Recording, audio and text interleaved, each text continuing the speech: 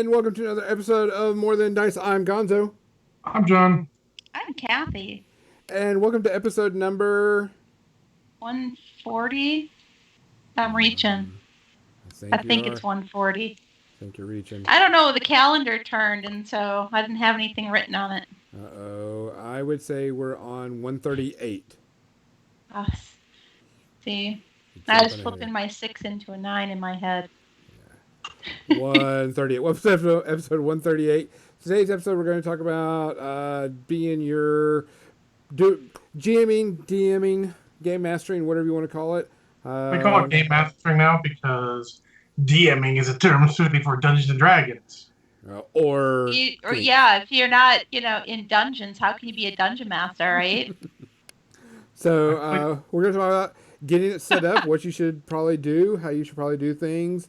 These are all just merely suggestions from quite a few people, or I wouldn't say quite a few people. I'd say John and I, we've got quite a bit of knowledge on that subject. We've been GMing for quite a long time.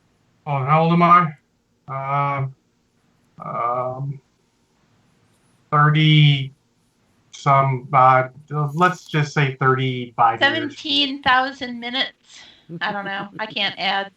Thanks, Parm, for the subscription. We really appreciate it. Oh, thanks, Parm. And Hinton says, yes, 138. See, this is why we keep him around. Yep.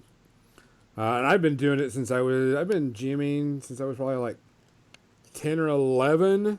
And I'm like almost 50. So, from all different systems. So, we figured we would do this. And Kathy had actually suggested it. So, but before we get started, tradition calls. John, what are you drinking today? Well, I have a problem, and I would like to apologize to everyone in advance. I have Cherry Coke with Red Stag Black Cherry Whiskey. The problem is, all of this is supposed to fit in there, and this did not fit in there, which means I might have too much alcohol. Let me apologize now. The language will fly. Ruh-roh. Just saying. Fasten your seatbelts. Gonzo, what are you drinking? Today, I am working on just a little bit of Maker's Mark tonight, because as soon as we're done the podcast, I have to make a cheesecake, so I didn't want to get too snickered. So, drunk cooking sounds like fun to me. Well, drunk. I take my cheesecake making very serious, sir. I want cheesecake. I also want cheesecake. Well, how about this? The next convention that all three of us can be at, I will bring a cheesecake just for us. Well, fuck, now I gotta go. Yep, that's the way to do it. That's how we get John to a convention. We promise him cheesecake. You know what? I'll make cheesecake for that, too. Wow.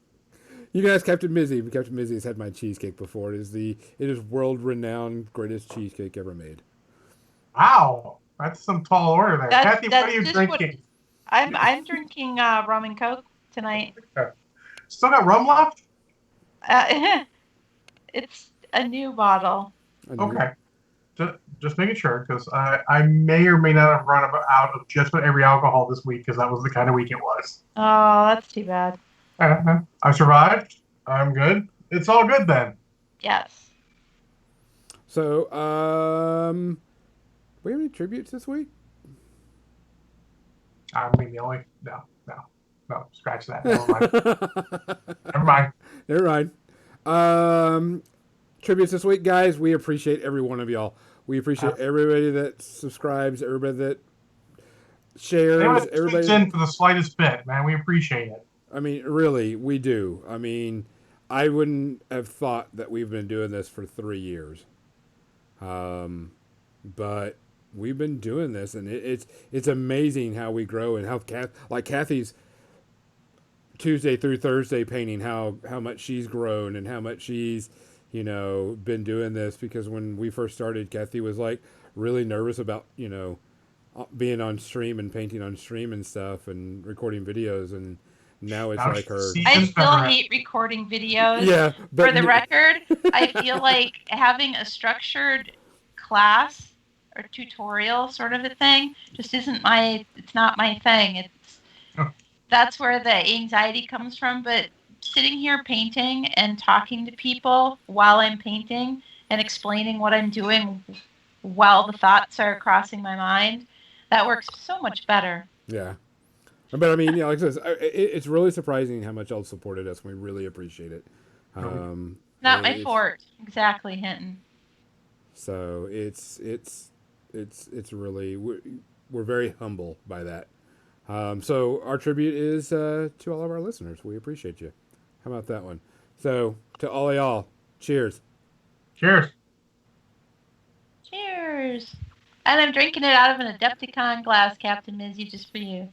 That is really good. Oh, that's still so good. I'm getting fucked up, but that's really good. You know, it's going to be one of those nights. And Hinton's teasing us with the Lagavulin again. Of course. One of these days I'll buy a Thank good you for that. expensive bottle of alcohol, but since I drink most of it mixed with stuff, you don't mix good stuff with No. Cherry Coke. That's like a fucking travesty. You don't mix good stuff. Mm-hmm. We want to give our quick shout out to all of our sponsors. We want to thank Tectonic Craft Studios for being there and providing really awesome things for everybody. Guys, if you don't know it and you like some good MDF terrain and really well bit, go visit Dan at Tectonic Craft Studios. Of course, Muson Minis for hosting all of our streams and sending out to the masses. We want to thank our good friend Lynn of Metalhead Minis for selling all of our products and helping us sell things. And just being an awesome person. Yeah, I think she's still got Warfare Weekend dice and stuff, right? Yeah, we still have some Warfare Weekend dice, but you guys, if we're trying to sell those so we can try to make some of our money back for 2021. So if you know anybody that likes dice, pins, and all that stuff, jump over to her website, and you can help us fund more cool things for Warfare Weekend since we had to cancel it. Rightfully so. And also the stuff for our podcast. We sell a few things for our podcast there. More than dice. Yes. So, other than that, I'm going to switch over to the paint cam. If anything, I'm going to work on my Warcaster model because I've been dying to work on it. And we'll get started on this discussion. I am so glad I painted before the podcast. Yeah, because you probably would have not gotten very good. Because I can already tell. Are you getting for snickered? I'm fine right now. No, but you're getting it, right? I can taste how strong it is. It's going to be bad. And of course, my cord is all wrapped up in my chair now. I totally thought you said my cord is all wrapped up in my chainmail. I was like, what are you wearing? Well, there's only Sunday night gear. Come on, shit. You can't see, so it's got to be I chainmail nose, and I don't want to know anymore. He's wearing the chainmail bikini. Sweet. That would really hurt because I'm a hairy dude. You know what? As Fane and I say, I have no questions for witness, Your Honor.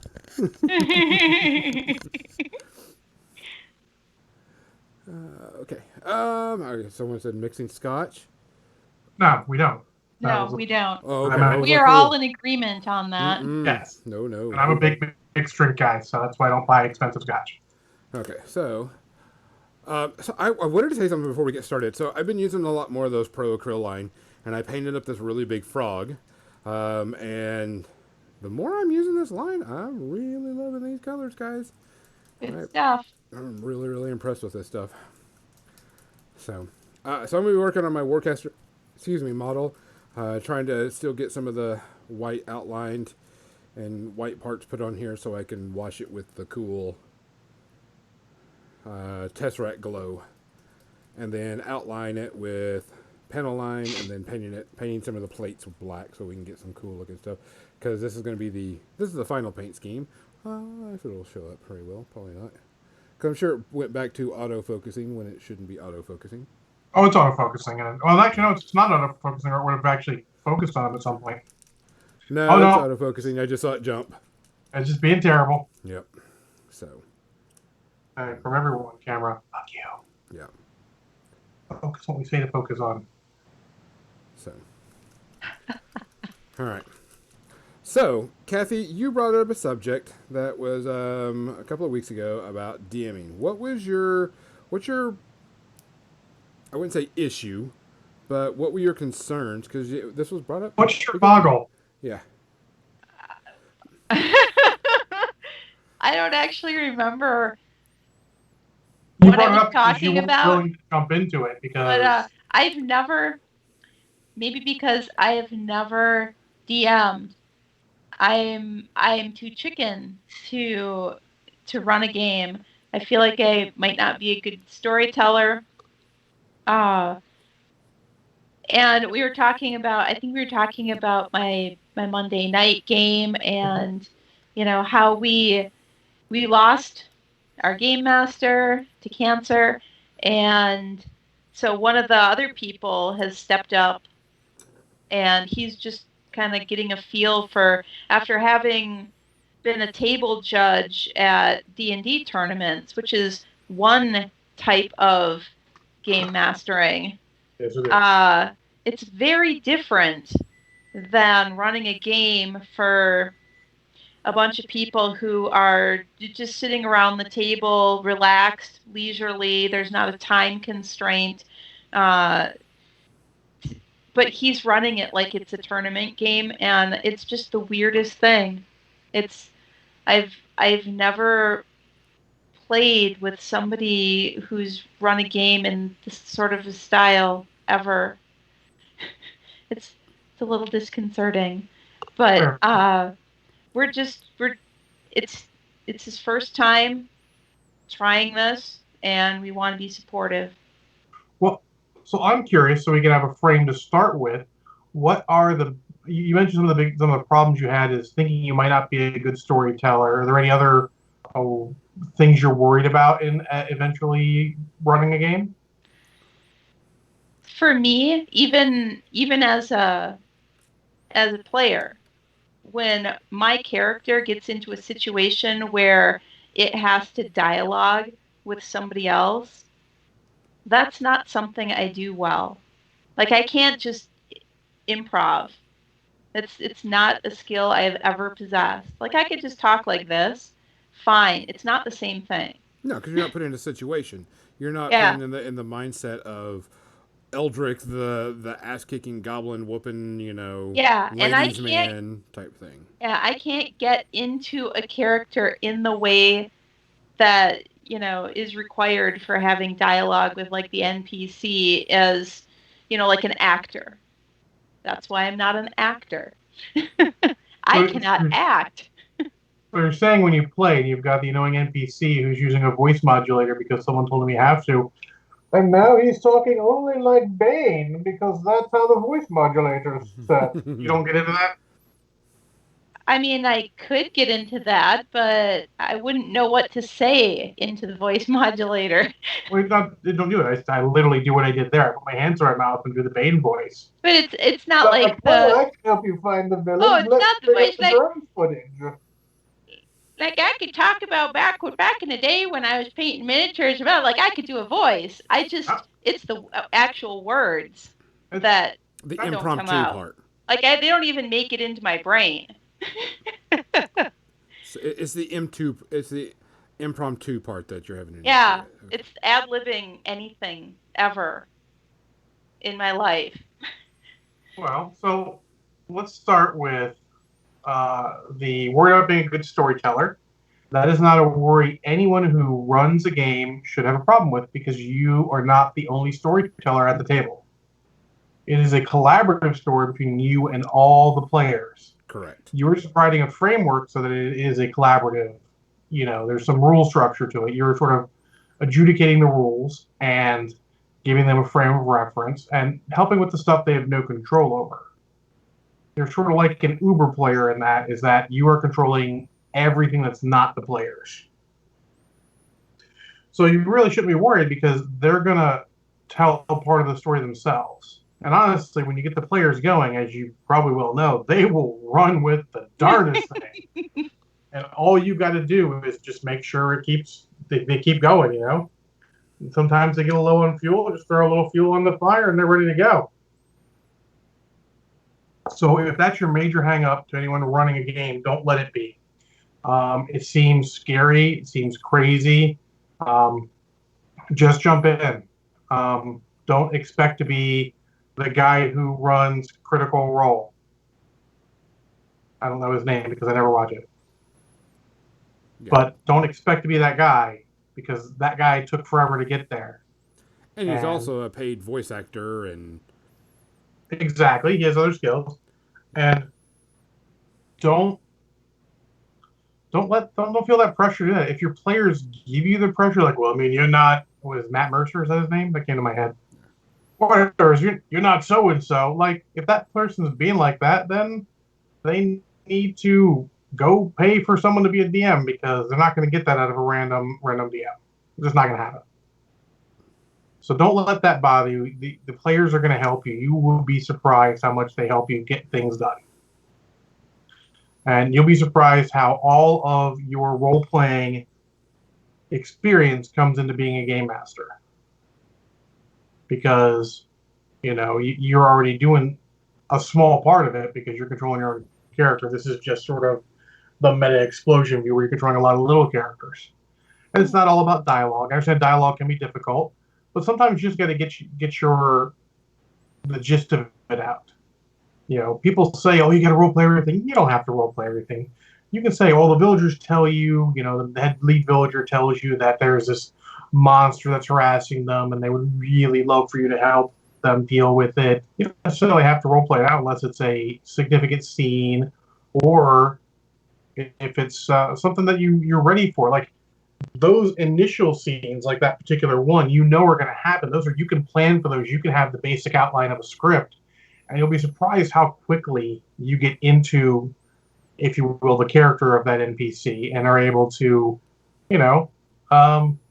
just make it work for whatever questions they ask you. That seems like a good idea. Yeah. Yeah, I mean, you can script out some of the stuff. You can do that. And like I said, the players that are going to help you, they're not going to... I've never had a player judge a DM. They'll give hints. They'll do whatever. I mean, I have a pretty good group, I feel. Or a couple groups who all have a good amount of experience and all get really into it and throw ideas that make it into the game. So it's just a matter of feeding that and keeping them going. Other common, the basic, if you say problems I hear from people with running a game are like, I don't have enough knowledge of the game system. You just need basic knowledge of the game system. At the end of the day, you make the rules. They're in the book, but if you need it to, you can have whatever happen. There's what I like to call, what everyone calls the rule of cool, which is the great thing. If it's cool, then they can fucking do it. I want to swing from the chandelier, firing my shotgun at the bad guys, across the room. Like, do it. Let's roll some dice. Yeah, my thing is always don't say no, assign a difficulty. Yeah, that's actually another big actual GMing tip is don't say no, assign a difficulty. The only time you should say no is if it is literally something they cannot do. Yeah. I want to pull the sun down. Oh, shut up. You have telekinesis? Yes. All right. Roll. That was not high enough. And if they roll high enough, then you better think on your feet. And improv is a big thing in that. There's this meme that goes around from the Avengers where it's Cap and Banner, where it's Cap instead of the normal thing. He's saying like, GM, I don't know how you do it every week. How you plan all this stuff out. And then it's like basically Banner going, that's my secret. I don't plan anything. Nope. Mm-hmm. You plan a basic plot. Yeah, you outline a basic plot. There are a million ways to do it. So the most basic way to do it, I would say, is to run a standard ladder sort of plot where they come into the village. You say there are two things that can happen, A and B, and then you just make branches off, and then they branch off that. And it gets deeper, but you'll find you only need to go so far in a certain session, so you're not planning that far out. Because as that ladder goes, that branch goes away, you get rid of it, and you focus on the branch they chose. I had a period running Shadowrun because, of course, Legionnaire says I recommend if you're new to DM, don't start with Shadowrun. I would say start with an easier game. It is a better idea, but if you know the system, it shouldn't be a problem. If you know the world more than the system, it'll definitely not be a problem. I think one thing I want to backtrack just a little bit. One of the things that you want to do is if you're going to be a GM for something, know your players. Like, Mhm. what do they want to play? Do they want to play a D&D game or do they want to play sci-fi? And Um, then when you get with them, say, all right, you want to play sci-fi? How does this system work and what does everybody think? Type thing. I will one up that actually. I would say every time you want to do a game with your players, you should run them through an elevator pitch of that. And if you know what an elevator pitch is, it's basically how people would pitch movies to movie producers. You get in an elevator, you have about the time it takes for them to get to the floor to explain the basic premise of your movie or story to them, and you give them an elevator pitch of the movie of the plot of the game. Um, and you see what they say. Sometimes they'll come to you like, "Oh, that sounds great." Sometimes they're like, "Whatever." You'll have the players just play whatever, and you'll have the players who are like, not really into that, whatever. Sometimes like, "Oh, can we play this?" You can put it to a vote with them, whatever. Can we But try you this do have, system? Or, yeah, you do also have to be something you want to run. If you don't want to run it, it is going to be the hardest thing in the world to run. That's why I think people who, if I know there are a handful of paid DMs, are fucking crazy. Because I'm not going to run a game I don't want to run. I want to play this type of like that's not my game, son. So you should elevator pitch. I think you all but have to have a session 0 where your players talk over what they're making for characters. They should not come with surprises because, I saw this on some feed or other this past week where someone's like, I'm playing so and so the goblin killer.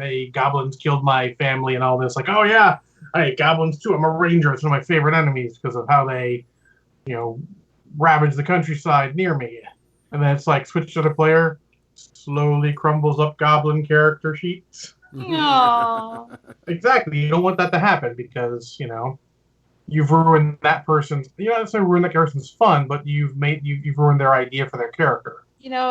It's things like that that have made me not play an elf every time I want to because everybody else has some bullshit hang up about people playing elves as characters. The DMs don't like elves for some reason, and I really don't understand the hate. I don't understand the hate for elves. It's just because some asshole decided to play an arrogant high elf and it's super annoying because I've played with that person. Well, the problem is that enough people played it that way because enough games had elves as actually being better than the actual other characters that it's become almost canon for them now. Yeah. I think it's really a shame. It is absolutely a shame. And I think if you want to play an elf, you should let people know, like, I want to play an elf. And if the GM has a problem, then that GM needs to work on it. You should not have a problem with anything that doesn't fit. Like, if you're playing an orc campaign, yes, playing an elf could be a problem. Or it could be fucking amazing. But I mean, if you're playing like you're saying, hey guys, I want to run a heroic game set. I don't want bad guys. I don't want like neutral evil or evil characters or whatever. I want to run a thing. Then the player should go, okay, guys, I know that, orcs are supposed to be bad. Can I play this? The player should always talk to the GM about stuff. Can I play Dritz Stewart? Of course. I could bring up the upcoming Tasha's Cauldron. The thing that's coming out and their alternate rules thing where you just like fuck the alignments, because yeah, I don't play a lot of D&D, so alignments don't really mean anything to me. For me, I've never understood how a sentient creature couldn't choose how to feel about something. They're really more of guidelines. Yeah. Exactly. It's always been about guidelines, but there's those people that skip over that part and feel like rules as written is the only way to play this. I tell you, in my favorite D&D campaigns I've ever played in, I do not know the alignments of just about anyone in my group. Yeah. I don't care. Well, same here. I love it when people don't care, but there are other people. Yeah. There are other people that run games who give a shit about that thing, and if you play, a dark elf, or if you play a half orc, or an orc, or, you know, a tiefling or whatever, they either expect that you're going to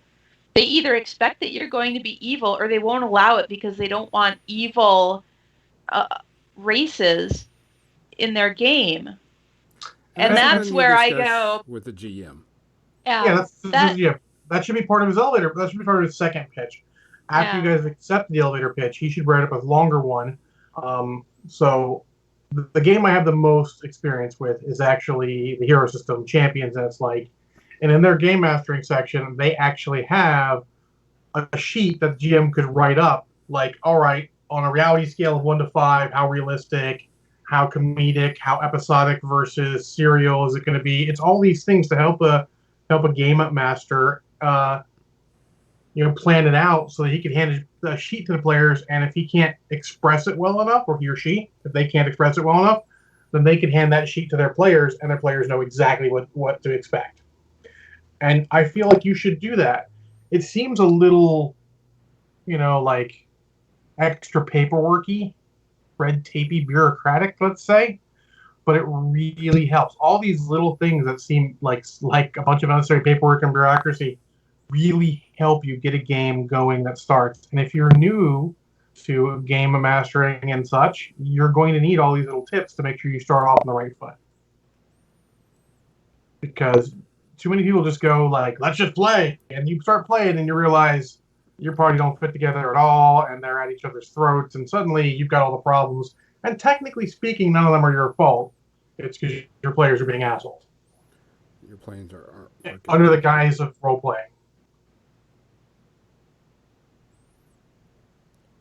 So I would say that's definitely one you want to do after your elevator pitch. And then after you've elevator pitched, you've got your basic thing, and they've thought about their ideas, you should have a session 0 where people are, and you should probably take notes during this as the game master. Your players explain who their characters are. There's actually one, I forget. Oh, sorry, Baydown's being silly in the chat room. Baydown is obviously in many of my role-playing campaigns. And yes, he is that guy sometimes. But I always do this when I'm drinking, and I have a hard time keeping my train of thought. Derailed. Anyways, you should have a session 0. You should take notes. And I don't remember where I found it. There was some role-playing blog in the early aughts that I found that I wrote the ideas for. And literally we go in and we're like, all right, give a description of your character, name, and your basic elevator, quick 1-line, 2-line summary of who your character is. And then you all go through that. Then all right, choose one other party member that you have a relationship with, a positive relationship with, and why. And then they go, oh, I have a positive relationship with this person because of this thing. And then you go through the players and which ones you have a negative relationship with and why. And then we go through and we give yourself a friend you can call on and an enemy that you have. And that's sort of like those questions are the core of our session 0 character creation. And then everyone goes home and they make their backstories, if that's their thing. Either verbally tell me them, or they will write them down or type them terribly. And then we're all ready to give the high points to everyone before session 1 and then go. And I like doing it as a group, building characters together as a group. Like someone says, hey, I want to play this. Is this going to, interfere with anybody's, what they've got planned type thing, which is going back to that discussion. I want to play a goblin. Session 0 too. Hey, I've had someone play a goblin, and, he was a goblin in a predominantly elven city. He was a goblin farmer, and they're like, fine, we're fine with him. Yeah. I mean, because you can play, anything's playable, unless the GM has a story like, hey, this is where the goblins are actually, destroying the world, and, give me a good reason why this goblin was going to go against complete nature of, what's going on, or whatever. Yeah. Well, that would be part of earlier, because that would be part of, like, okay, it's not a standard Dungeons and Dragons world. It has these changes. Like, I have notes for a world that I have, I'll say, partially built, and then my players have played it multiple times, where there's certain races you can't beat because they're not playable because Correct. of what happened in the past. Like in the world I have, you can't play a halfling. They're all feral, cannibalistic fuckers. You do not want to mess with a halfling. They will motherfucking kill you. Sounds like Dark Sun. It is a little like Dark Sun. That's the other idea. When you're making your world, people get so worried about, oh, that sounds like that, or that sounds like. Don't worry about that. We all steal ideas from everything. Oh yeah. We're not making a game to sell, so you don't have to worry about, is this stolen from somebody. That doesn't matter. Like honestly, I've taken stuff in my superhero games from Marvel, DC, Image Comics, fucking Valiant Comics. I don't care. If it has reached printed or movie or any sort of medium I can get to, I will happily borrow that idea for my campaign. I don't care. Yeah. And you shouldn't either. I absolutely loved the campaign our DM made, where it was all based on Flash Gordon. Yeah, that's the great one. The serials are all a great source of a campaign for that particular genre.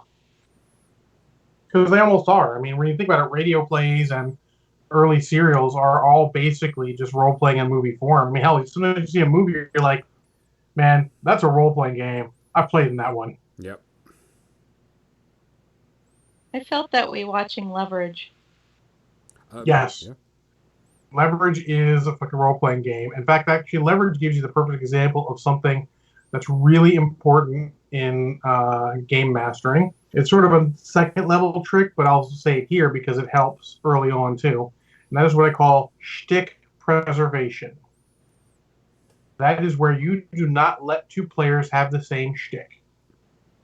So if someone says in the description, my character is the strongest one there is, then as long as you don't have a problem with that with an NPC, or the PC's willing to, like I'm the strongest one there is aside from that NPC who's the actual strongest one there is, that's cool. No one else can be the strongest one there is. You don't let them step on toes. They can't even be the third strongest one there is. You're going to have to be way down there in the teens. Sorry. If you've got a party and someone's like, I'm a computer hacker. Don't let someone else be, well, I'm this and a little bit of a hacker. Like, no, choose something else. There's plenty of things with a hacker. You can be electronics, but not hacker. You got to push them away from that. Let that person have their skill set to shine upon. Now, it's hard with combat skills because obviously combat is a big part of many role-playing games. So that becomes difficult. So don't worry about that so much. If your game system is built right, then if someone is the best fighter in the party, when there is fighting, it will show. Quick example, we were playing Shadowrun, and I was playing the physical adept, and we got in a bar fight. And it was quickly apparent to everyone that I was the best physical fighter in there because I was whooping everyone's ass, because the system is designed around that. So the system preserved my shtick of being the best unarmed combat fighter. One of their characters is pretty good. So that's an important thing. I would say that is one of the most important things. Unless you can, the player should say that and let them actually, if you will, talk about who can be. I like to think of it when you're going to that. I like to think of it as like Ocean's 11. Well, Ocean's 11 is a terrible thing because they all have overlapping skills. But everybody has their own little thing. Uh-huh. And that to me, they all have a unity of, robbing the bank or whatever. But they all have something that they're all really good at. Yeah. And but you want to make sure, but you need to make sure. Go ahead. Russ has a question for Gonzo about the model. Did you do anything to the model before that pin line stuff, or was it straight over the paint? I've never seen that stuff before. Oh, the panel lining accent? Okay, so it's primarily used with Gundam models. And so since I've been working on the Gundam stuff, I was like, hey, I'm going to try and use it. So all it is I've painted it and used the color shift paint, and then I just put it in there. This stuff is amazing to do like the lines like on his shoulders and in between here. And it's really good and easy to use for over the color shift because the color shift doesn't let the black show very well. So it's easy to do in it. Like if you saw when I let me pick up on the shield right here, I got some of the black on the shield. I'm just gonna paint over that white. But the excuse me, man, the panel line just straight in. You just dip it into the that crevice you want to put it in, and you're done.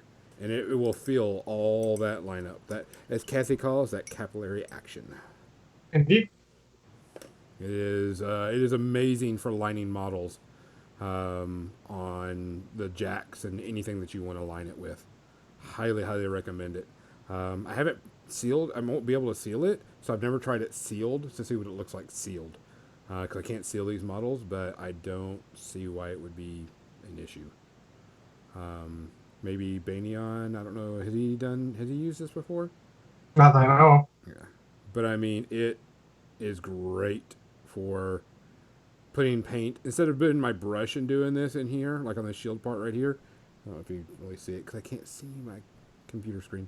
I just used the panel line in there instead of trying to get my brush in there, which I probably could still, but I wanted to test that stuff out with it. And so far, it's really, really good. Really like it. So, and they make them in all different colors too. They got them in. I did see some green and some blues. I didn't see if they had a white, but I think the white would be like really good for certain things too. Like I could see the white. Like if I wanted to do, like, I wanted this to glow instead of be outlined in black. I thought that might be, a way to do some really cool. Use it to put contrast colors in. Fair. So, but yeah, I really like it. It's really easy, a lot of fun. Super, super good. Recommend it. So, any other questions? I don't see any. Okay. Back to subject. I don't remember where I was. I know we were talking about parties and sticks. Shticks. Yeah. That's Yeah, you're talking about Ocean's 11 and... Yeah, so Ocean's 11 is an okay one. I think early leverage is a much better visual of that because they all have the thing that they are good at and no one else can really do remotely near as well. But really, if you look at it, most groups start off like that, where they all have the thing that they're good at. Correct. And that's why they're in there, because they're the best they are at what they do.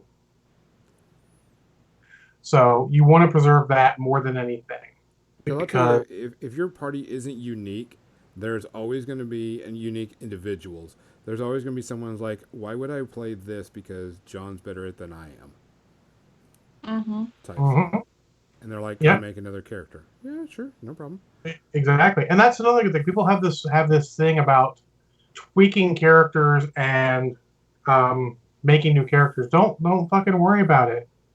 They're just stats on a paper. They're not even important. They're just, if they may have been wrong when you first did it, and now you're like, oh yeah, that doesn't make any sense. The way this is gone, it'd be better if I did that.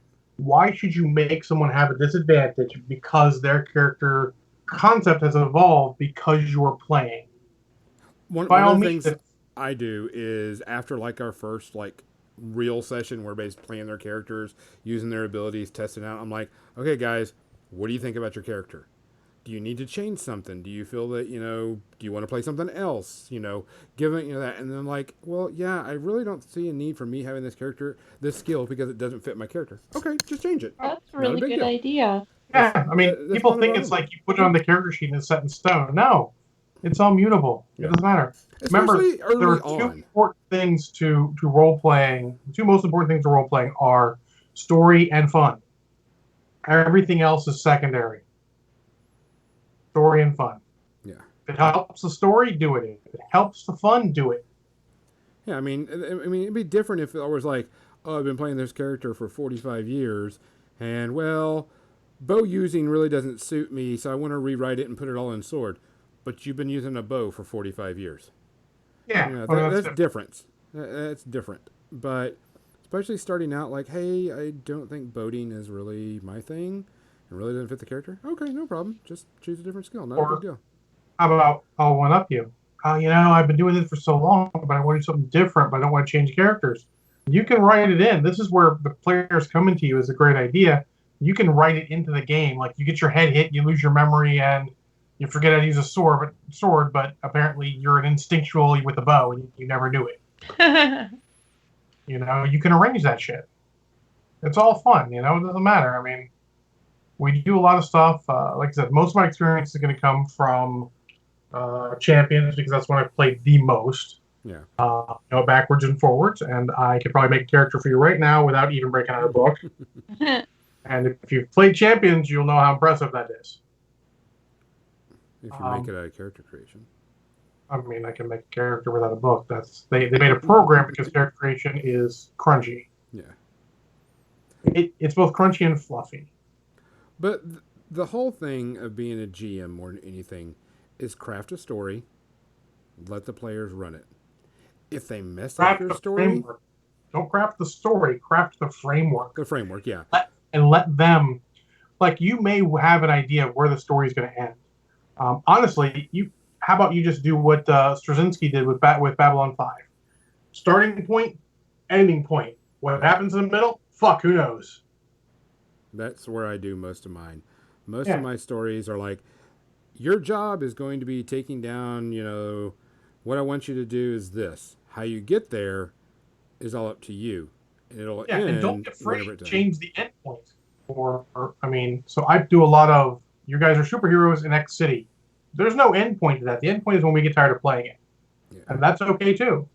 Like if you guys, if you guys are adventurers and you don't have a bigger plot like a standard D&D one, you're just out there to, fortune and glory. That's your stick. Hey, that's your stick. You can keep going until you get fortune or glory, or you decide to. Sometimes you'll get to that point where it's time for a character to retire. Like, he's met this woman, he's fallen in love, he doesn't want to do this life anymore. Perfect. That's the perfect time to drop him and bring a new character in. And I can't say this harsh enough. Do not penalize players or characters for fucking anything if you can help it. That leaves a bad taste in people's mouth, and it ruins the fun. Now, there are times... It's funny that you should say that. Because our new guy who's running our D&D, posted in our Discord about, do you guys think that that if somebody dies, they should be penalized? No. No. But he was asking us, and he's like, what are your thoughts on this? Because he'd just assume, like, if somebody gets killed, because since he started, I don't know, we've played like 5 sessions. One of the guys has died like permanently twice already. Permanently twice? I mean, it's a hard knock life. To, 2 different characters. Well, so the first one, our GM was kind enough to have a wandering druid happening by the temple that we were at, and reincarnated him. And he came back as human. And but in our last session last week, he died again. He got killed again, and it was just the stupidest thing. But yeah, so he got killed again, and then the day after that, the DM posted in the Discord like, you guys think people should get a penalty for dying? Like if you keep dying over and over? Nope. I didn't even know what to say to that. In fact, back when D&D had a level penalty for being resurrected, I didn't even like that shit. Yeah. I'm like, if you're going to have it in the game, don't penalize people for that. We had a discussion actually on lunch yesterday about spell components, because the guy's running a game and he's like, I keep dropping the hints, need to pick up this diamond dust so they can unpetrify people. They know they're going to place of petrification. I'm like, I say this, with no disrespect, Alex, but if anyone runs the game where spell components are that important, I don't play a spellcaster. I don't need that Yeah. level of subtlety. Yeah, unless it's like a major, like Nope, a I very don't even care extremely about that. powerful spell type thing, I usually don't worry about spell components that I much. think, well, no, I mean, he's like, well, it's like, diamond or whatever. I'm like, I don't care. You're fucking adventurers. I bet you found some. And it's Yeah. good for At a some spell. You point, wouldn't you have sold found them it. if you had them. But, because I never break down like, oh, it's this gem. Like, you got a bunch of gems. You'll have to get them appraised to see what they're worth. Or if your rogue can appraise, it's approximately this much. I don't want that level of detail in the game. And maybe you do, but you should make that stuff clear. And that's actually a good, probably final point as we're getting close to the end, is make sure your players know the house rules of the game. If you're going to house rule Before stuff, they meet characters. before they make characters, or if it comes up in the middle of a game. Example, since Banan's in the chat room, we're playing 4th edition D&D, and he threw his axe at somebody, and then goes, well, next round, he's like, and I hit someone with my axe. I'm like, no, you threw it at this guy. He's like, oh, all weapons return automatically. I'm like, no, thrown weapons return automatically. He's like, no, all weapons. I'm like, well, I apologize. That's fucking stupid, and it's not happening. But you can have your axe back this time if you want. But he went by, nope, I won't take it back. I'll do whatever, because Banan's cool like that usually.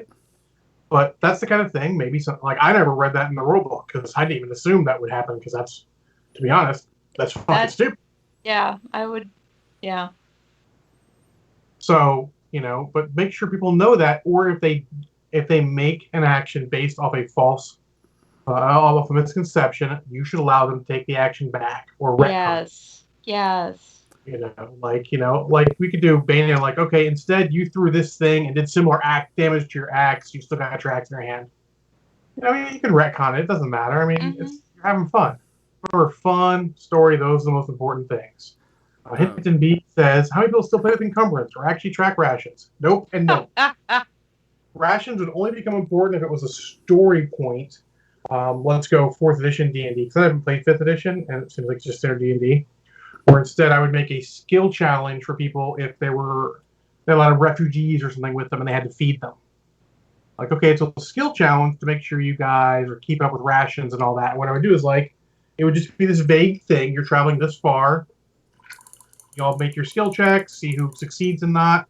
And then you go like, all right, your guys are getting tired because they're not getting enough food, so you can't travel as far. It's taking longer. And then you let them try other stuff. That's sort of what the cool thing about that function of, say, a game like 4th edition was. Or in a different game, if you have degrees of success, you use degrees of success. Like, okay, you succeeded by 2, so you guys are good. Oh, you succeeded by 5. Okay, you're actually making better ground because your people are well-nourished, and you spend a little less time foraging every day because you've got some extra rations you're keeping for the whole group. It's that simple. Now, the thing is, this is something that should be discussed with the players on episode 0, like it says. Like, as a player, I'm like, are we worried about episode 0 though? But yes, but they should be. Yeah, you want to know? I'm gonna have to keep track of rations, and I'm like, well, yes and no. Everyday adventuring, not a problem.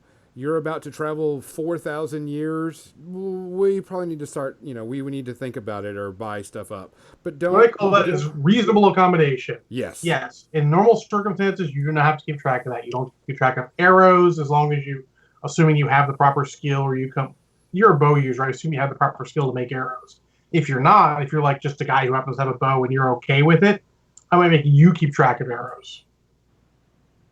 But like the ranger who fucking lives in the woodland and can fucking make a bow out of like a toothpick and bow and arrow out of toothpicks and some fallen feathers and some stones, then you don't have to worry about that shit.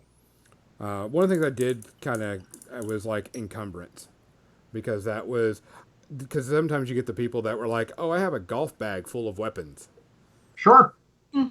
Rule of cool, dog. Bag full of guns. Or in this case, the bag full of swords. That's fine. And this sounds all weird to you guys, but the game that's taught me the most about game mastering is Feng Shui, because it is so rules light. It doesn't care about any of that bullshit.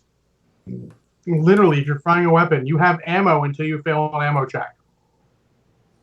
And then if you fail an ammo check, you're out of ammo until the end of that encounter.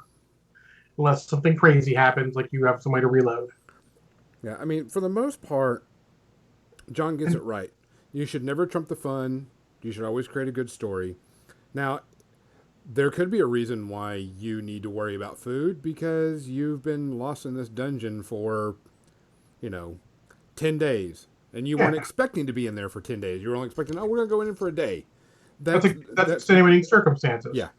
But for the most part, like, oh, okay, I'm adventuring. We get it to a town. I assume you're going to refill up your Yeah, rations type and you thing. don't even like honestly, you shouldn't even tell you like you're getting all this treasure and all. I'll be like, it's a rounding error for you guys to pay for supplies at a village.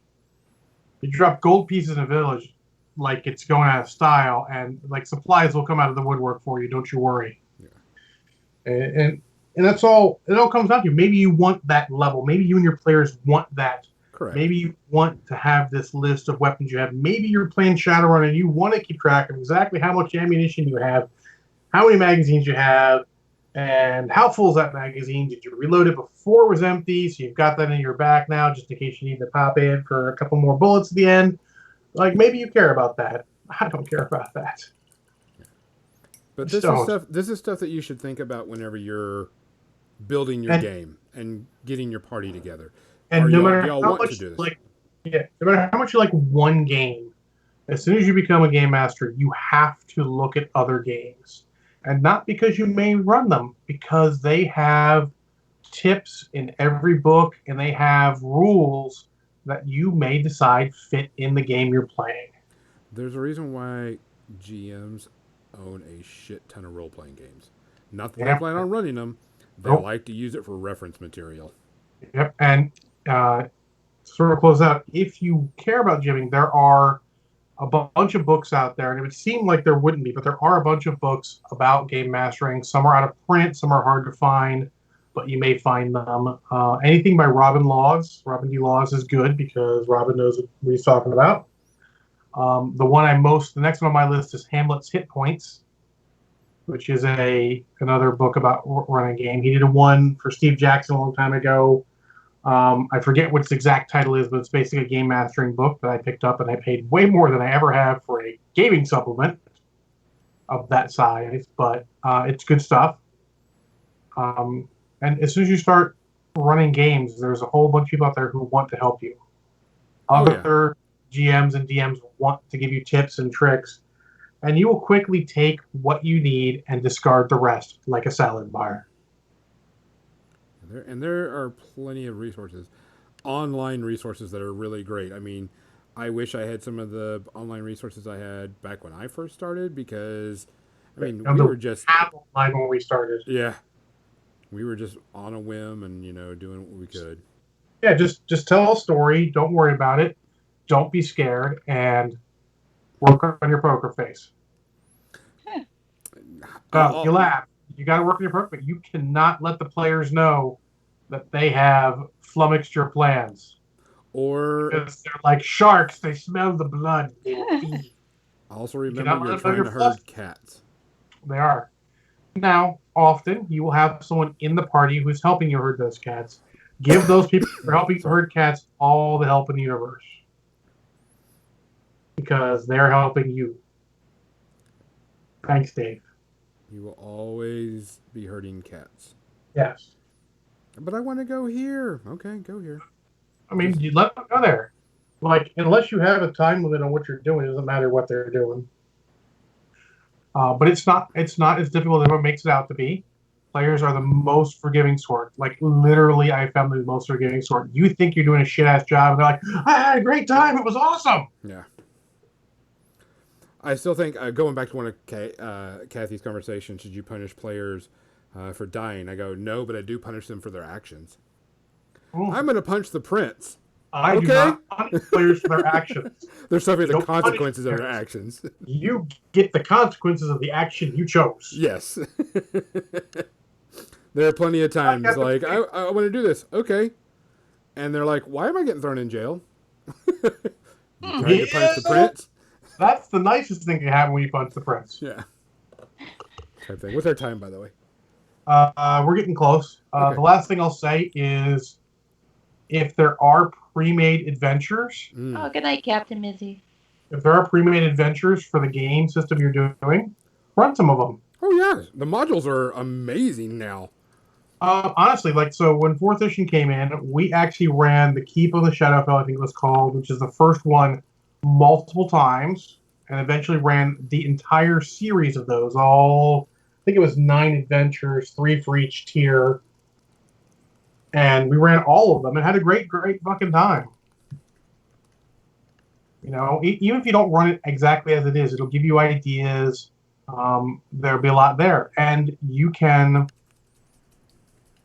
tweak them to your needs. Yeah, and 100%. I think you should. Especially if you're new and you want to just test out, running a pre-made adventure is really, really good. And it takes a lot of the stress off of, because it's already got all the stats planned out, the progress, and we'll give you like, hey, if they did this, go to this. If they did this, go to that. And you can kind of worry about more of the action and the story than having to worry about building it. Yeah, and they cover a lot. They'll have a lot of speech for the people. They'll have little quotes and all for whomever you're talking to. Whoever's talking, they might have some quotes and stuff for you to read. Yeah, I highly recommend it, especially if you're first time. Just choose there's plenty of small ones out there, and plenty of ones that are free. Like if you were to run, say you're going to run FFG's, Star Wars game. There, and you're doing the Jedi one. There's a starting adventure for GMs to run. That way, and the good thing about it is those starting adventurers will tell you, here's how they use like all of their abilities, and it'll let them test out a good 90% of their abilities in the starting adventure type thing. So they're really good, and a lot of them are free. So perfect example to try those out. Shake it up. Indeed. And Banian says it has a note there, but let me sum up the note for those who know who they are. If you're at a game that has hunted, don't be hunted by a team where each individual member is more powerful than your character. That is a bad idea. Maybe the king of bad ideas. But like the best thing is just approach your group and say, hey, I want to run an adventure. All right, what do you want to do? Well, I really want to do, a Ocean's 11 leverage type game. Okay, cool. We can try that. And then you break it down, do the elevator pitch, and just listen to them and, go with it. Because I'll tell you right now, everybody wants to play, hardly anybody wants to GM. But when you get people that want to GM, let them have a shot. Oh, yeah. Let them have a shot. This stuff is not going to shake up enough time. Okay, let me switch over. But for the people that were asking about that pin stuff, I definitely liked it for filling in the lines. Yeah. 100% if you guys was a lot have easier. any questions about specifically about GMing or DMing, throw them our way. Send them to us to the Facebook, or find us or me on Twitter and send them, and we'll either put them together into a supplemental podcast, or we'll answer them right there and then, depending. Maybe we'll even do both. Or if you want a review of like, hey, what do you think about old school Greyhawk? I can, we can talk about it, and we can say this is what they're trying to accomplish with this system, or so on and so forth. If there's a system that you're looking to get into, let us know. We can look into it. Yeah. So, all right, so we're gonna switch over to the media section. Media section time. I have 4 things. Only one I will kind of spoil, but it really won't be much of a spoil anyway. And only one is a movie. John, what you got this week? How many? 1, 2? Technically one. I can talk about other stuff if I have to. Okay. Actually, I am going to talk about at least one other thing. Okay. Kathy? About 2 things. I don't think I really watched anything. To be fair. To be fair. I can't think of anything. I might have watched an episode of Lucifer the next season. I don't even know. Just a blur all week. Sorry. I just made me think of a quote that came up in our lunch breaks. Hey, demons, it's me, your boy. All right, so I'll go with my first one, or one of mine. So I have always been a huge Psych fan. Psych was a USA TV show about a guy that was a psychic detective that really all he did was bullshit his way through. He was a shitty doctor, shitty Sherlock Holmes, pretty much a con man. Loved Psych as a TV series. They did a movie a while back, great. So I now have the Peacock Network, and they did another Psych movie. So I'm like, cool, I'll watch it. USA? It did not go to USA, which I was. Okay. I was wondering if Peacock, maybe NBC owned USA, and that's why. But It most likely, that's what I can think of. And so Psych 2, Lassie Goes Home, is on. And the gentleman that plays Lassie, I can't remember his name off the top of my head right now, actually suffered a stroke in the real world. And he's actually been making a comeback, and he's able to walk now, and all this other stuff, because he appeared in the TV show. Timothy. He's a great guy. I mean, he did some really amazing things, but he suffered a stroke. He came back in the TV show This Is Us, and I was like, hey, that's Lassiter, and I was like, what happened? Is he acting And he actually had a stroke. Stuff, but he was in this, and you can tell that they kind of, I wouldn't say wrote the story around it, but kind of built the story around his stroke type thing, and wanted him to be there. You can tell that this group of people that do this show have a really good bond and really work together. If you liked Psych the TV series, Psych 2 the movie is just as good. They play up the shticks really well. They put in all the little things, because every episode in Psych had a hidden pineapple, and that was actually one of the things, was to find the pineapple during the TV show, and they made a contest at it. Super funny. The characters still have it. Everybody still has their ability. Story is okay. It's your typical solve your crime thing. They actually make fun of themselves a couple of times with the things that they do. But if you have the Peacock Network and you want to see it, go see Psych 2. Highly recommend it. Funny, original, just like the TV show. I missed the TV show because it was really good. So maybe a 1 if you want to push it, but overall, 1 space herpes. And I like it. It was a really good. It was a good hour and a half. And a note to that is USA Network is owned by NBC Universal, so you will likely start seeing all of those shows end up on the Peacock Network as their contracts run out with Amazon Prime or whomever has it.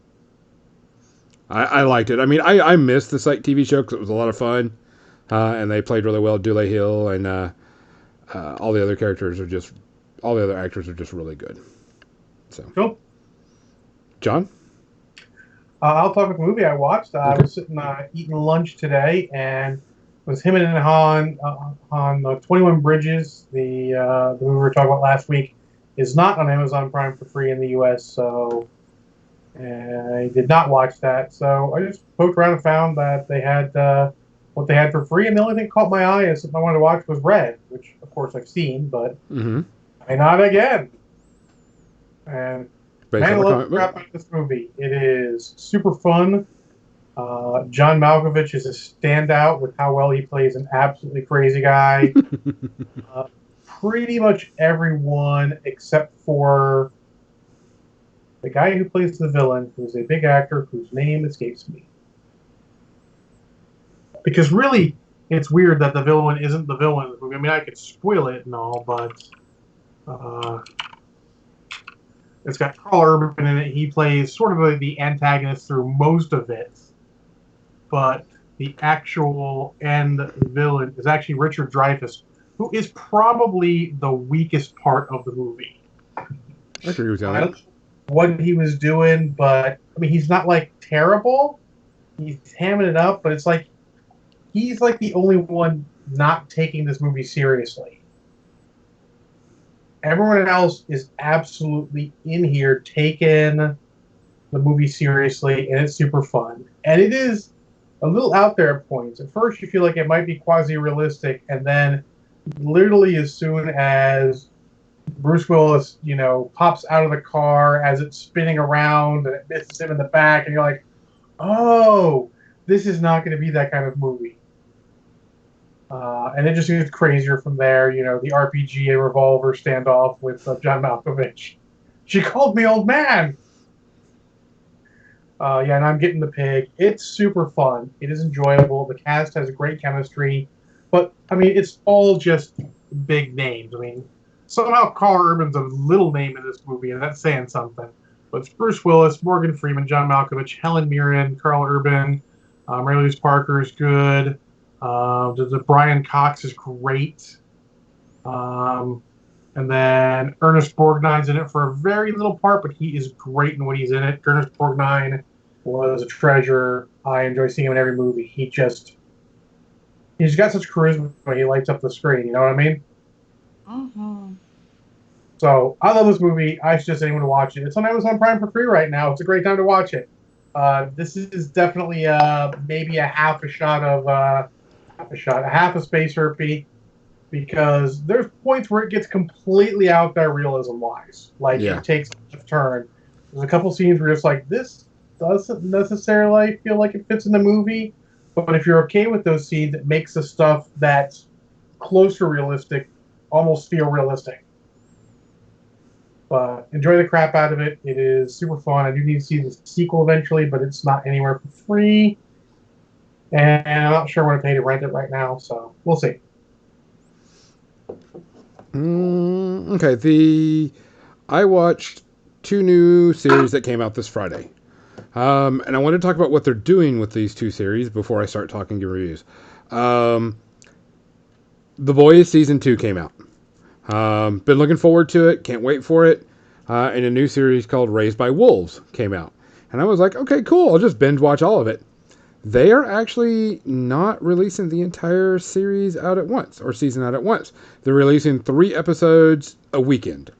So like 3 episodes of The Boys on Friday, and I think Raised by Wolves on Thursday. And I thought that was actually not a bad thing to do. So if you have like a 12 episodes, you release it and it spaces it out. You still give enough for the people to, binge and get excited about the next episode, but not enough that it's like 1 episode a week. Yeah, as someone who doesn't binge things, I don't have a real necessarily horse in that particular race, but I feel like the problem for people binging is not good. I think it's better to just watch, 1 episode or so. I generally watch like an episode a night after a bunch of released, and then go for that. But to each their own. But I like to have a wide variety of things. I think it's keeping from. It seems weird that the companies have to be the ones being responsible. Like just basically going like, I'm going to watch it all now. Yeah. Russ says that it hurts. It helps people it helps companies and streaming services from that. I get your service. I binge all the things. I pay for a month and then I'm out. Correct. Yeah. Which is kind of what's happening. Russ brings up that The Boys is only going to do 1 episode a week for the next 5 weeks. We've got the first 3 episodes, so I'm going to give a review of that. If you saw The Boys Season 1, it's Season 1, Season 2 just continues exactly where it left off pretty much. They do a couple of flashbacks and such. I'm not seeing any glaring major issues right now. Story is still great. Characters are still good. There's still the oh shit moments. Not as big as Season 1, but I think also because I binge watched Season 1, that those were, I think there's quicker and better oh shit moments, because I've only seen 3 episodes of The Boys right now. I like it. Not having a problem with it. It's still fun, still good energy. I think there's a lot of people that are downvoting it right now or giving it negative reviews because the entire season isn't out yet. There's like this thing to say that they're horrible right now because they're doing that, and I'm like, I enjoyed it. Well, let me tell everyone that something like this. If you liked it, upvote it. If people are downvoting it for that stupid shit, because here's what's going to happen. If it gets enough downvotes, they're just going to cancel it, and then you don't get any more episodes. Yeah. Good job. So, The Boys season That. 2, Yep. first 3 episodes to me were good. They were solid. I didn't, they're hour long, so it's like 3 hours worth, and it was really good. There's still some plot building and some story going on, some things that are happening. So far, maybe half a space herpy, but that's more of an issue of you not liking the boys or Yeah. whatever. So I'm torn on this one, Gonzo. I want to watch it because I love Carl Urban. Oh yeah, he's Great amazing in and this. everything. But at least 3 people have told me this is not a series that I'm going to like because it's not my jam. Yeah, you might not. It is a very, very, very, very slap in the face, no hold barred, type thing for superheroes. But the So, writer and everybody, what it is, it's based off of the work, and it wasn't a hold back, so it's type nice. thing. It's great. Yeah, it's it doesn't account for your sensibilities, and it's not going to. Which is fine. Yeah, I actually like that. Don't be afraid of being what you're being. Be what you are. And if yeah, people don't want to watch you, that's okay. yep. But I mean, so far, like this, season 1, season 2, first 2 episodes, great, solid, no problem. Half a space herpes at max right now. And now, like I says, Russ, I'm sure there's gonna be a lot more oh shit moments come on later on. And I'm just waiting for them. There were a few already, but it was like, oh fuck. Oh, Gonzo, based on what you said there and me thinking of another topic, I'm going to touch on something shortly, really quick here, that I think needs to be touched upon so people have the right frame of mind about this. And that is Mulan releasing on Disney Plus for like $30. People are up in arms because they're like, I'm already paying for your streaming service. Why am I paying for the movie? Yeah, but they Now, did say that they're releasing it for free in December. yes, but Yep. let me tell people why Yep. they're paying for it. Because this is a movie they paid normal money to make. And they're trying to release it now to prevent the inevitable backlog of movies that it means when movies really release again because COVID is completely under control. There's going to be so many fuck movies, it's going to be out of control. Yeah. And they're trying to see if this is a new way we can do it. Correct. I'm kind of curious of how much they will make and see if it's viable for them. I'm kind of curious about that.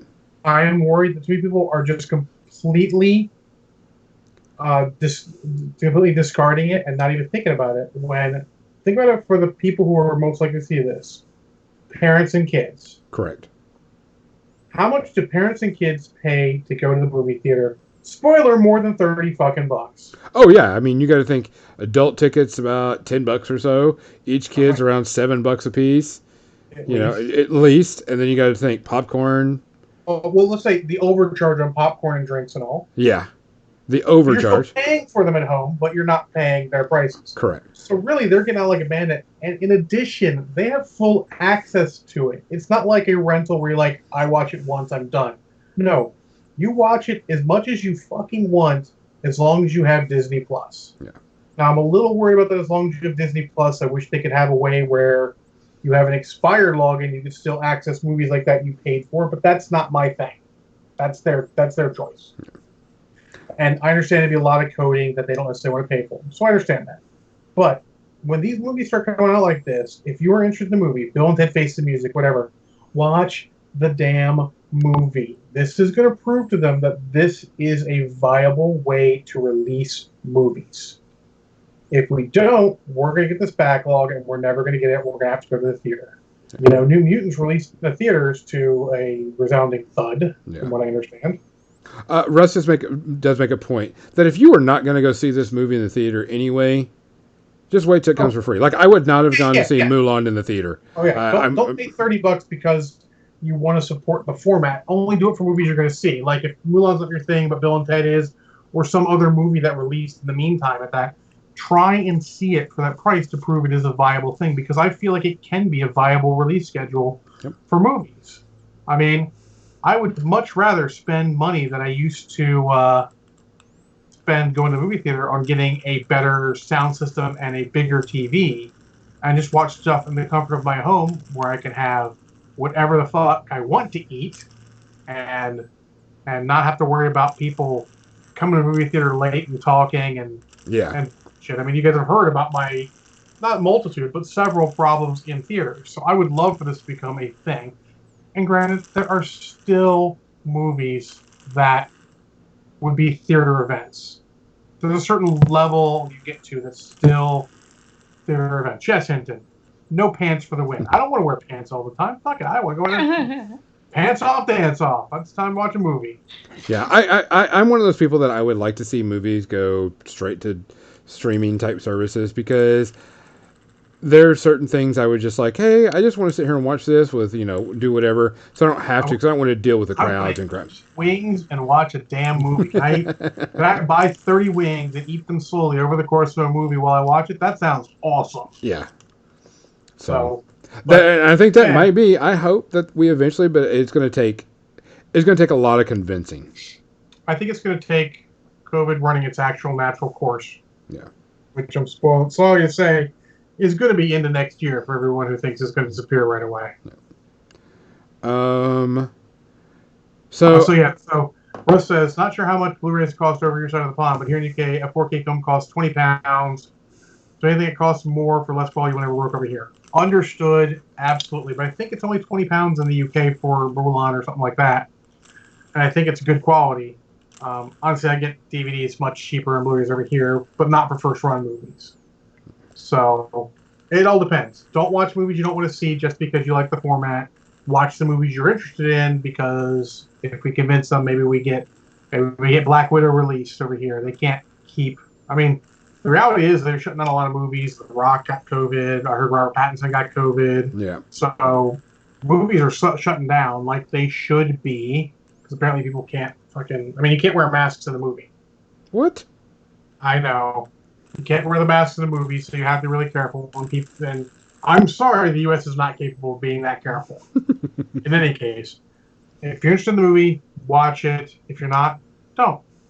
But don't just discard it, or in the case of the boys, downvote because you don't like the release format. They're trying to change things. This is a brand new fucking world. We have to change things. We have to evolve, or the things we love are going to go away because they're not profitable. All right, that's a rant, apparently.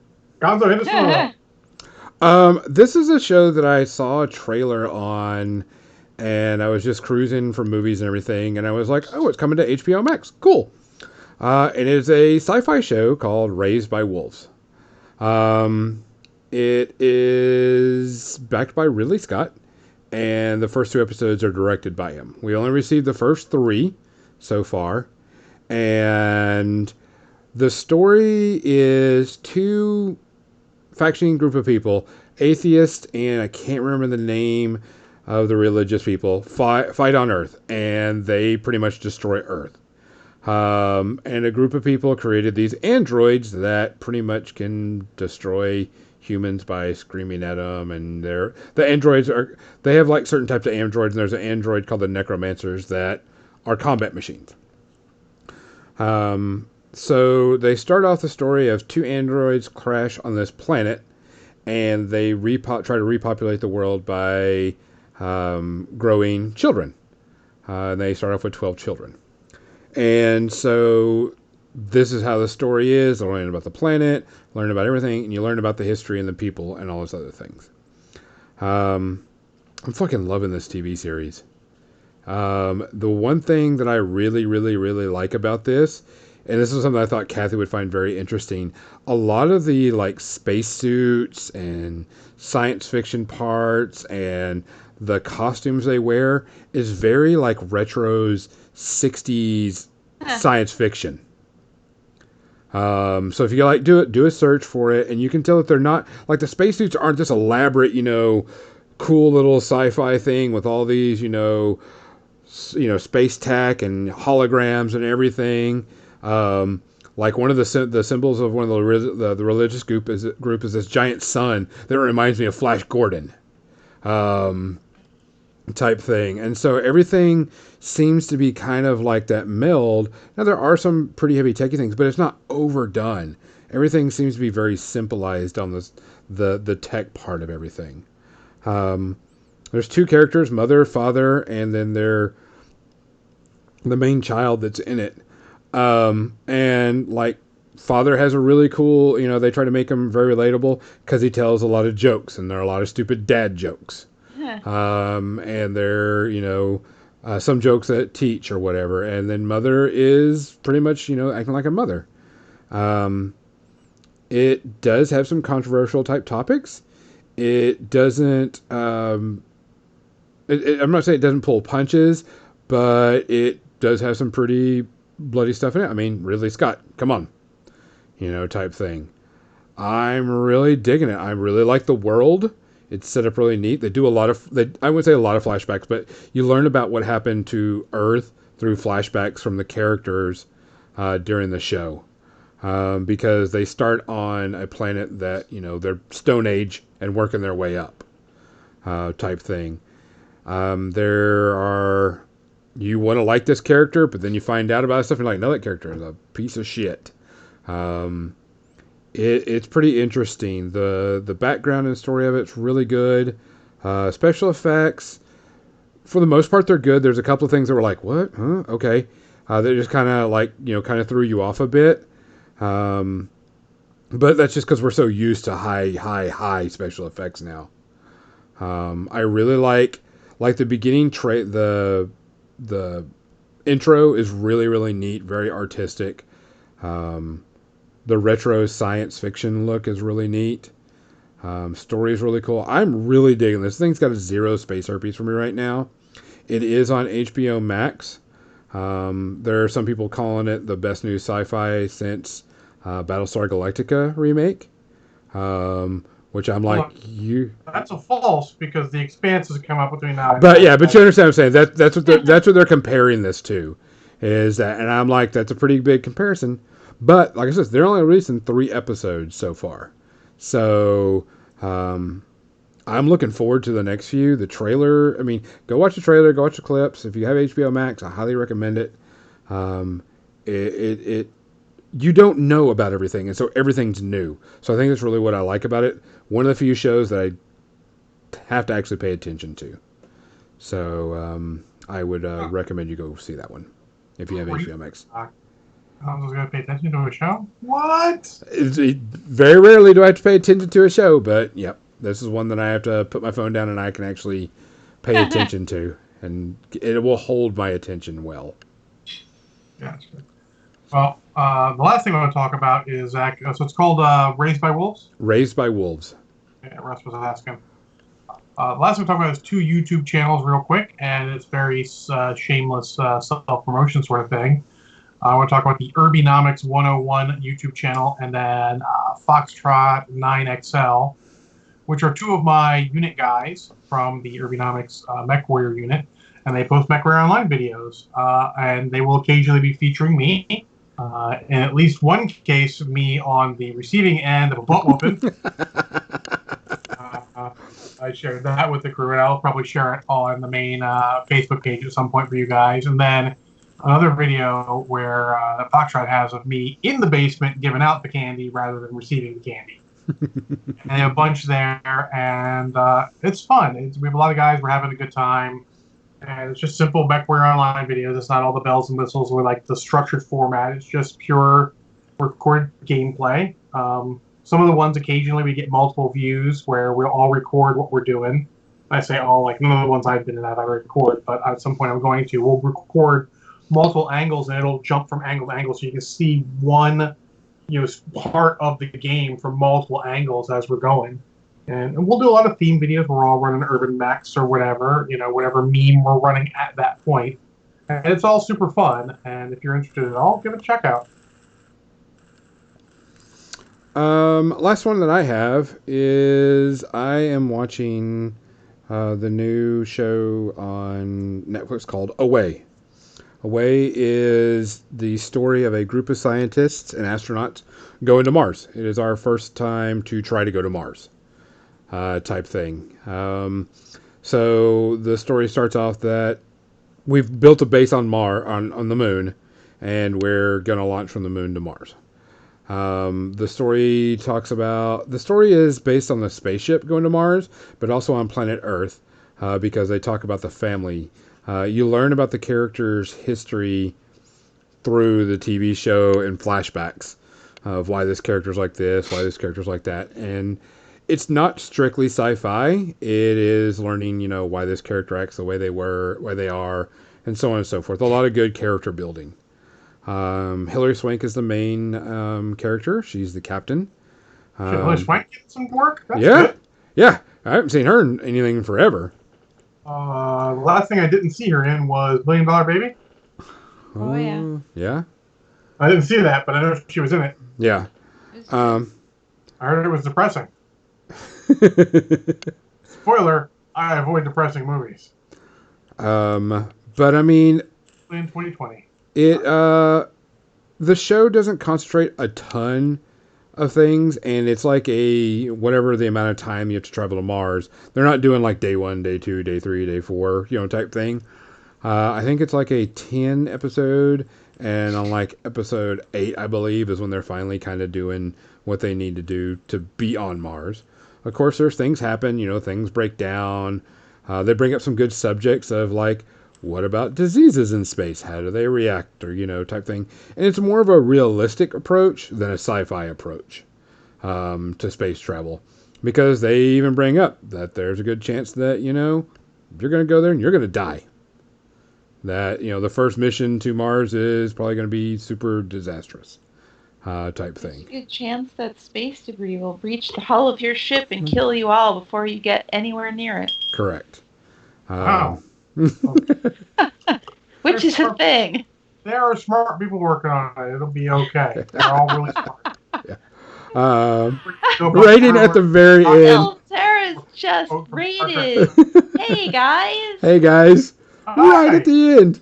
Hey everybody! If you want to watch D&D being streamed live, follow Zelteris, because that's who I play with when we're streaming live on Twitch. Dungeons and Dragons 5th Edition. Well, I think that'd probably be a good place to learn some quick GMing tips. Watch those videos of people GMing, and you will learn a lot of tips just for watching how they do it. Our stream topic today was DMing, running games, being the game master, and Unfortunately, that was like an hour and a half ago. Yeah. tips and tricks. Yeah, we're in the media section right now. We're on the outro and just about, unfortunately. Gonzo finished that up. Minutes, which is fine. This gives everybody else a chance to follow Zeltaris and watch some very fun Dungeons and Dragons being played, and the chat is always a hoot. Yes. In those streams. Absolutely. But I mean, it's more a realistic approach to traveling to Mars than a science fiction approach to traveling to Mars. So it's actually pretty decent. I'll give a full review later once I finish the entire series. But so far, it's probably about a 1 to 1.5 space herpes. Say the title again for everyone who got rated in, just in case interested. Away, the new series on Netflix. Thank you. It does focus on families more than just individuals. So there's a lot of flashback on Earth and stuff. So I mean, there's a couple of things that I'm kind of iffy on, like them making phone calls from Mars and they answer it in real time. Yeah, they're not really much. Yeah. So there's we don't know how far they traveled when they made those phone calls. So you're just like, it kind of does a little disbelief on that. To be fair, they could have satellites relaying signals, but it's still going to take a while. Yeah. So I mean, there's a little bit of disbelief on that, but not too bad. It's mostly meant for stories, and what I do like is that even though these guys are traveling to Mars and they're having problems on the spacecraft, the problems don't stop on Earth either. Things happen on Earth still, and these things still happen. The one thing that I did find and what kind of got me a little into it was that they're doing all these people going on their spaceship, and like the entire planet is watching and intertwined, and everybody's at one, looking at this and cheering it on. And I was like, when was the last time we did that? Type thing. And I was like, I don't remember. First shuttle launch? Or like the Olympics or whatever. Yeah, I mean, the closest we got was, what's his name, jumping out of the balloon and, basically out of the atmosphere and diving down to Earth. I don't know. There were a lot of people who were enthused about the SpaceX journey to the space station. Yeah. I mean, but this one was a whole lot bigger type thing, so it wasn't bad. It was just something that popped in my head. When was the last time we as a planet, were like united type thing in that? As a planet united, never. But says John and Kathy at the same time. The closest would have been World War II, when there were two sides with a handful of neutrals. Yeah. But it just came up in my mind when I was watching it. But no, I think honestly that's not unrealistic. I think that would be something the whole world follows. Yeah. Because they also bring up, like one person is from USA, one person's from Russia, one person's from, all these different places and such. Yeah. So I'm liking it. It's good. I only got like 2 episodes to go to finish it, but for right now, I'm only at like a 1 to 1.5 space herpes, so it's pretty solid. But it's more of a realistic approach, not a sci-fi approach. Yeah, someone who rated late, our scale is space herpes from 0 to 5. 5 is bad because you don't want no space herpes running around. You want no space herpes. You want no space herpes. An average movie would, of course, be 2.5 space herpes, but really more of an average movie that you'd watch generally is a 2. Yeah, 2 to 2.5 space herpes. But yeah. I'll finish it up and I'll give a full review. Like I said, it's my big takeaway. If you have HBO Max, go watch Raised by Wolves. It is a very good. It is a new and unique approach to a sci-fi series. I'm really. I gotta watch Doom Patrol and Raised by Wolves. Yes. Yep. I'll put them on my list. Raised by Wolves, I think you would like more. Doom Patrol, you'll be like, okay, I can watch. Oh fuck, this is funny. Okay, and then you can put it down and watch a couple other episodes type thing. You know what's not funny? Season 4 of the Clone Wars. Not funny at all. Oh. So, all right, guys, that is our episode for the day. We are actually going to go raid Wapolis. Wapolis. We're going to raid him next. I apologize that y'all came in at the very end. We appreciate you coming in, though. We're 8 a.m. Or 8 p.m. Eastern to 9:30 p.m. Eastern. Sorry. So we'll send you over to him. But for we appreciate everybody, guys. Please take care of yourself. Look out for everybody else. Wear your mask. Be safe. For More Than Dice, I'm Gonzo. I'm John. And I'm still Kathy. Good night. Still Kathy?